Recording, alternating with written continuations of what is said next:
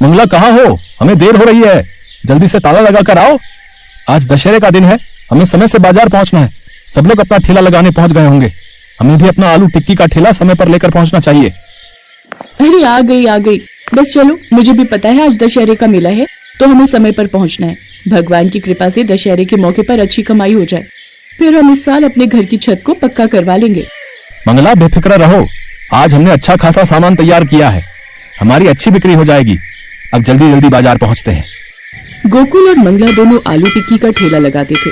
टिक्की में मसाला मिलाने का काम मंगला ही करती थी, बाकी दोनों मिलकर ही ठेले पर काम करते थे। मंगला के हाथ में न जाने ऐसा क्या जादू था कि वो टिक्की का मसाला बहुत ही स्वादिष्ट बनाती थी। लोग गोकुल के ठेले की आलू की टिक्की बहुत पसंद करते थे और उनकी अच्छी कमाई हो जाती थी। आज दशहरे का दिन था और ठेले पर ग्राहकों की भीड़ लगी हुई थी।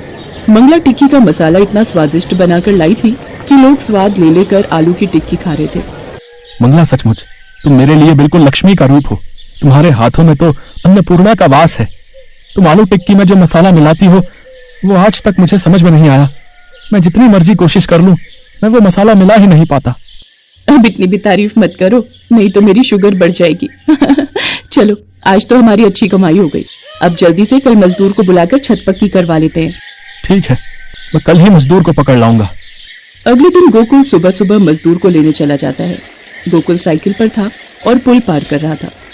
अचानक उसकी नजर पुल पर खड़ी एक लड़की पर पड़ती है जो पुल से नदी में कूदने वाली थी। वो खुद अपनी साइकिल छोड़कर उस लड़की की ओर भागता है और उस लड़की का हाथ पकड़ लेता है। रुको, ये तुम क्या करने वाली थी? छोड़ दो मुझे मर जाने दो। मुझे क्यों बचाया? पर तुम आत्महत्या क्यों कर रही हो? मेरे चाचा मुझे एक बदमाश को बेच रहे थे, इसलिए मैं आत्महत्या करना चाहती हूँ। मेरा इस दुनिया में कोई भी नहीं है। तुम ऐसे हिम्मत मत हारो, भगवान ने हमें जीवन जीने के लिए दिया है। तुम मेरे साथ मेरे घर चलो, आओ मेरी साइकिल पर पीछे बैठ जाओ। लड़की देखने में बहुत सुंदर थी। वो गोकुल को बार बार देख रही थी। गोकुल साइकिल पर बिठाकर उसे घर ले आता है और मंगला को सारी बात बताता है। उस लड़की का नाम लता था। मंगला लता को खाना देती है। लता गोकुल और मंगला के साथ उन्हीं के घर में रहने लगी। मंगला देखने में भी सीधी साधी और साधारण थी। वो तो सिर्फ अपने काम पर ही ध्यान देती थी, पर धीरे धीरे गोकुल लता की खूबसूरती पर फिदा होने लगा। लता भी गोकुल को अपने प्यार के जाल में फंसाने लगी। गोकुल रोजाना अब कोई ना कोई बहाना बनाकर मंगला को अकेले ही काम पर भेज देता था और पीछे से गोकुल और लता दोनों घर पर अकेले थे। मंगला को कुछ शक हुआ और एक दिन वो जल्दी घर आ गई। उसने गोकुल और लता को एक साथ देख लिया और वो रोने लगी। आपने मुझे धोखा दिया। पति पत्नी के रिश्ते में विश्वास होता है जिसे आपने तोड़ दिया। काहे का विश्वास? मैं तुझसे ज्यादा सुंदर हूँ। अब गोकुल मेरे साथ रहेंगे, मैं उनसे शादी कर रही हूँ। वो तुझे तलाक दे देंगे।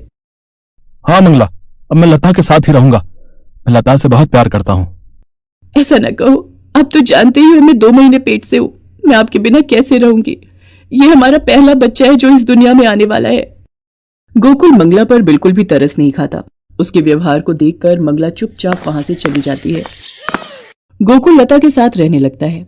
मंगला भूखी प्यासी सड़कों पर भटकती रही और एक दिन वो चलते चलते बेहोश होकर गिर गई। उसे जब होश आया तो वो अपने आप को एक ढाबे पर पाती है। उस ढाबे को एक शीला नाम की औरत चलाती थी। अरे, तुम्हें होश आ गया? रास्ते में आते हुए तुम्हें बेहोश होकर गिरते देखा तो अपने ढाबे पर ले आई। तुम कहां से आई हो बहन? और तुम चलते चलते बेहोश कैसे हो गई? ये लो, खाना खा लो, फिर मुझे आराम से बताओ। मंगला शीला को अपनी सारी कहानी बताती है और रो पड़ती है। अरे भाड़ में जाने दे ऐसे आदमी को। दूसरी औरत की सुंदरता की खातिर तुझ जैसी अन्नपूर्ण औरत को छोड़ दिया। तू चिंता मत कर, यहाँ ढाबे पर मैं तेरा आलू टिक्की का अलग स्टॉल कल ही खुलवा देती हूँ। तू आराम से मेरे पास रह और अपना आलू टिक्की का स्टॉल चला, और जो भी कमाई हो उसे जोड़कर अपने आने वाले बच्चे के लिए रख। और ऐसा ही हुआ। शीला ने कुछ ही दिनों में मंगला के लिए आलू टिक्की का स्टॉल खुलवा दिया। अब उसके ढाबे पर मंगला खूब मेहनत से आलू टिक्की बेचने लगी। लोगों को मंगला के हाथ की आलू टिक्की बहुत पसंद आती थी। शीला को भी इस बात का बहुत फायदा हो गया। धीरे धीरे ढाबे पर ग्राहकों की भीड़ बढ़ने लगी। दूर दूर से लोग मंगला के स्टॉल की टिक्की खाने आते थे। मंगला, तेरे हाथों में क्या जादू है? मेरे ढाबे पर लोगों की भीड़ बढ़ती जा रही है। तू तो मेरे लिए बहुत ही अच्छी किस्मत लेकर आई है। दीदी, आपने भी तो मेरी इतनी मदद की है, वरना आजकल के जमाने में कोई कहाँ इतनी मदद करता है। इधर मंगला का आलू टिक्की का काम अच्छा चल पड़ता है। उधर गोकुल की आर्थिक हालत खराब हो गई।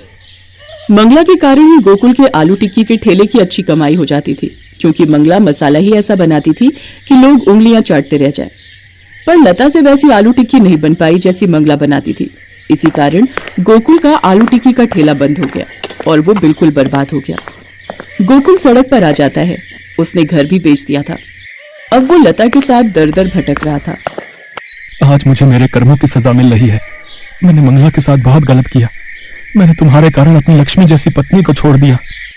इसमें मेरी क्या गलती है? मैं तुम्हारी मंगला की तरह आलू टिक्की के मसाले नहीं बना पाती। कोशिश करती हूँ ना, पर वैसा स्वाद नहीं आ पाता। तुम एक काम क्यों नहीं करते? तुम मंगला से ही कह दो कि वो मुझे अपने जैसा आलू टिक्की का मसाला बनाना सिखा देगी, फिर तो हमारा काम चल जाएगा। मैंने सुना है एक ढाबे पर वो आलू टिक्की का बड़ा स्टॉल चलाती है और उसका काम बहुत अच्छा चल रहा है। एक दिन दूर से मैंने उसे देखा था, पर उसके पास जाने की मेरी हिम्मत नहीं हुई। मैं किस मुंह से उसके पास जाऊंगा? मैंने उसके साथ अच्छा किया ही क्या है? गोकुल मंगला के पास जाने के लिए मना कर देता है, पर एक दिन मंगला लता को बाजार में मिलती है। मंगला की गोदी में बच्चे को देखकर लता रो पड़ती है। मंगला, मुझे माफ कर दो, मैंने तुम्हारे साथ अच्छा नहीं किया। तुम नहीं जानती हम लोग किस हालत से गुजर रहे। मुझे अपने जैसे आलू टिक्की का मसाला बनाना सिखा दो, ताकि मैं और गोकुल मिलकर फिर से आलू टिक्की का ठेला खोल सके। क्या तुम हमारी मदद करोगी? ठीक है, कल तुम मेरे स्टॉल पर आ जाना, मैं तुम्हें आलू टिक्की का मसाला बनाना सिखा दूंगी। अगले दिन लता मंगला से आलू टिक्की बनाने की विधि सीखने जाती है। मंगला उसे सिखा तो देती है, पर लता के हाथों में अब भी वो बात नहीं थी जो बात मंगला के हाथों में थी। गोकुल जानता था कि मंगला जैसी आलू टिक्की लता कभी नहीं बना पाएगी। उसने अपनी पत्नी, अपने बच्चे, अपना काम, सब कुछ अपनी गलतियों के कारण तबाह कर लिया और मंगला ने पीछे मुड़कर नहीं देखा। वो लगातार आगे बढ़ती रही। मंगला आलू टिक्की वाली के नाम से आज 12 दुकानें उस शहर में बन गई थी। मंगला आलू टिक्की वाली के नाम को लेकर लोग बहुत कमाई कर रहे थे। लोग मंगला का इंटरव्यू लेने आते थे, जिसमें बोलते बोलते मंगला की आंखों में आज भी आंसू आ जाते थे। पर अपने बच्चे की किलकारी सुनकर वो हंस देती थी, क्योंकि उसको जीना था अपने बच्चे के लिए। ये कहानी यमन की है। अरबी समंदर में व्यापारियों की कश्तियां तैरा करती थी। इनमें से एक कश्ती पर तारिक काम किया करता था। ये कश्ती थी जलाल अब्दुल्ला की। एक काम ढंग से नहीं करता ये लड़का, जब देखो गड़बड़ करता है। जी हुजूर। तुम्हें ये फर्श साफ करने को कहा था, ऐसे साफ किया है तुमने? हुजूर, फर्श साफ तो है। अब तुम हमसे जुबान लड़ाओगे? गुस्ताख, अब फिर से फर्श साफ करो, इस बार पूरी ईमानदारी से। अक्सर जलाल बहाने ढूंढा करता था तारिक पर चीखने चिल्लाने के लिए। बेचारा तारिक गरीब था, इसलिए वो जलाल की जी हुजूरी किया करता था। वो 2 महीने बाद जलाल अपनी कश्ती लेकर वापस यमन लौटा था। तारिक आज बहुत खुश था। वो घर वापस लौटने वाला था। जैसे ही वो लोग किनारे पहुंचे तो तारिक जलाल के पास आ गया। क्या है? मेरी मजदूरी। मजदूरी? मजदूरी उसे देते हैं जो काम करे। तुमने तो एक भी काम ढंग से नहीं किया। शुक्र करो कि पिछले 1 साल तक मैंने तुम्हें खाना खिलाया। अब जाओ यहाँ से। क्या? पर मैं घर किस मुंह से जाऊंगा? अपने इसी मनहूस मुंह से जाओ। बेचारा तारिक लंबे चौड़े जलाल से पैसे वसूल ना कर पाया। वो किनारे पर भी भटकता रहा। काफी देर भटकने के बाद वो बैठ गया और सोचने लगा। मैं घर जाकर क्या मुंह दिखाऊंगा? और उसी वक्त उसके सामने की लहरें उसके पास एक कांच की बोतल लेकर आई। ये बोतल कैसे लहरों पर तैर रही है? इसके अंदर क्या होगा? तारिक उठा और उसने वो बोतल भी उठा ली। बोतल अलग थी, काफी भारी।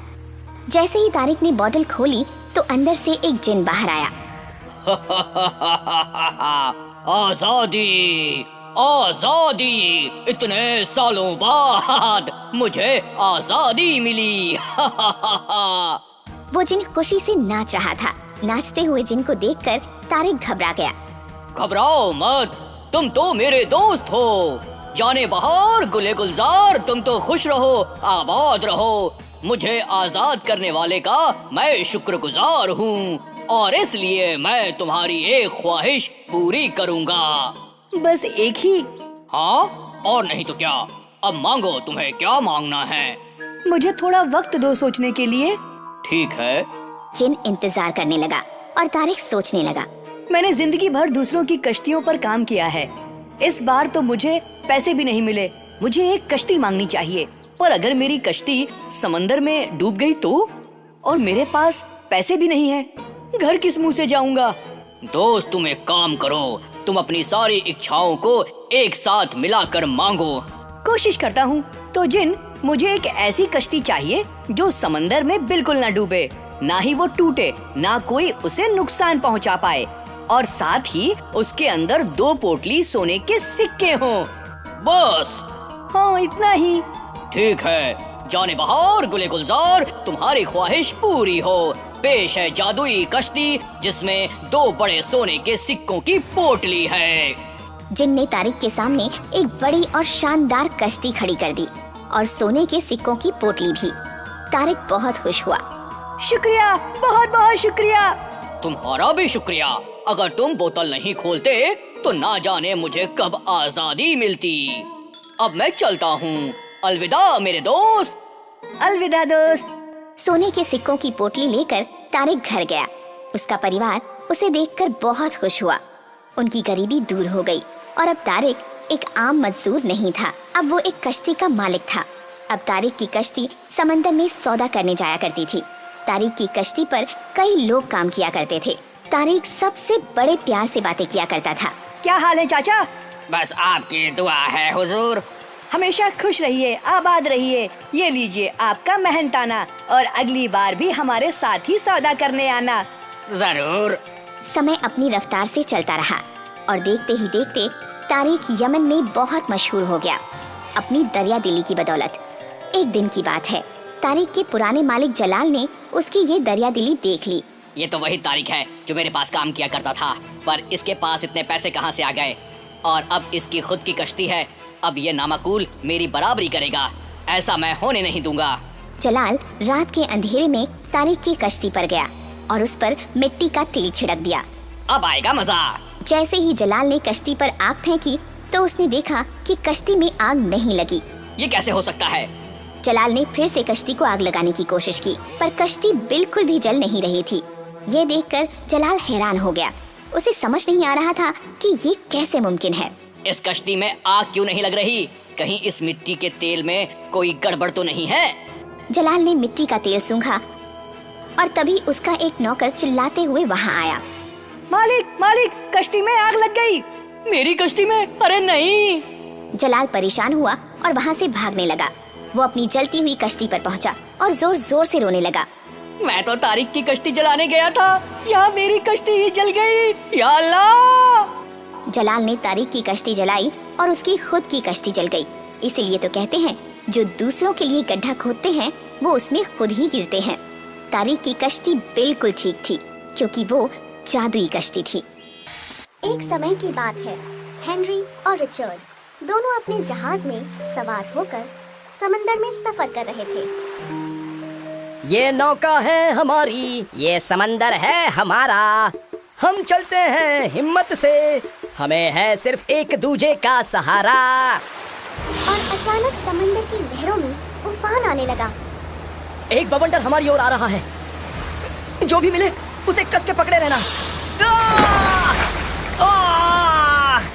बवंडर ने जहाज के टुकड़े टुकड़े कर दिए। हेनरी बच पाया क्योंकि उसने एक लकड़ी का सहारा ले रखा था। समंदर की लहरें बेहोश हेनरी को एक टापू पर ले आई और अब जब हेनरी को होश आया, रिचर्ड! उस बवंडर ने मेरे भाई जैसे दोस्त को खा लिया। अब मैं क्या करूं? मैं अकेला इस टापू पर। हे भगवान, ये क्या किया? मैं अकेला कैसे जी सकता हूँ? हेनरी रात भर रोता रहा। अगली सुबह हेनरी उठा और टापू में घूमने लगा। उसे कुछ फल के पेड़ दिखे। उसने फलों को तोड़कर खाया। वो चलता रहा और आगे उसे एक गुफा दिखी। वो गुफा के अंदर गया और उसने सोचा, ये गुफा मेरे रहने के लायक है। वो थोड़ी देर वहीं बैठा और फिर उसका ध्यान गुफा की पिछली ओर गया। वहाँ बहुत सारा कोयला था। वाह, यहाँ तो कोयले हैं। इससे तो रात में आग का इंतजाम भी हो जाएगा।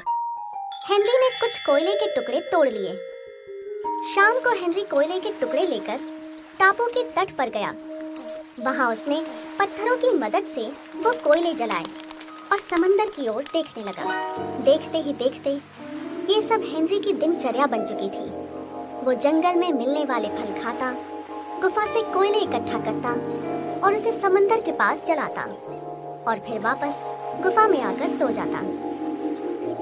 एक दिन की बात है, हेनरी कोयला इकट्ठा कर ही रहा था कि उसे कुछ चमकती चीज दिखाई दी।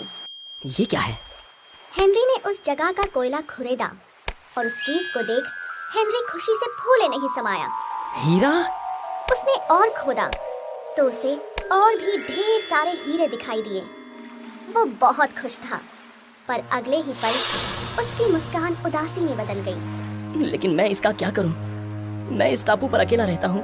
अगर आज रिचर्ड मेरे साथ होता तो हम कुछ भी करके ये सब हीरे अपने घर वापस ले जाते। हमारी जिंदगी बदल चुकी होती। लेकिन अब क्या ये सब मेरे लिए सिर्फ पत्थर हैं?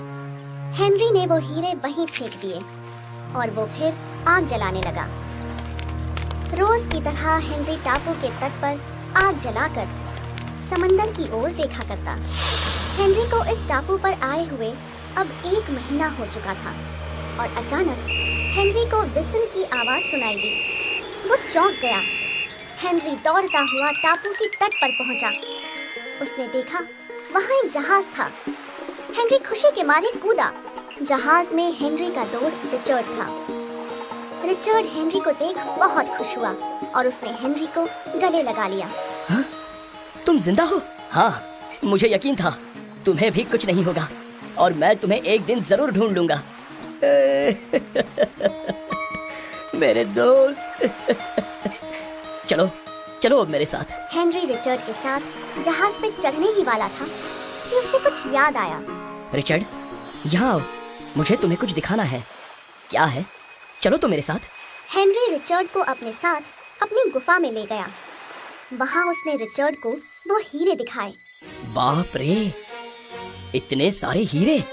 हाँ, और मैं यही सोच रहा था कि अगर तुम मेरे साथ हो तो ही इन हीरो का मेरे लिए मूल्य है, वरना ये सब तो सिर्फ पत्थर हैं। रिचर्ड ने हेनरी को गले लगाया। रिचर्ड, तुम मेरी जिंदगी के असली हीरे हो, मेरे दोस्त, मेरे भाई। अगर तुम नहीं आते तो शायद मैं यहीं इस टापू पर मर जाता। भाई, तुम्हारे बगैर कैसे जी सकता हूँ। हेनरी और रिचर्ड ने हीरे जमा किए और उन्हें जहाज पर लाद दिए और फिर वो जहाज लेकर निकल पड़े, एक बार फिर वही गाना गाते हुए। ये नौका है हमारी, ये समंदर है हमारा, हम चलते हैं हिम्मत से, हमें है सिर्फ एक दूजे का सहारा।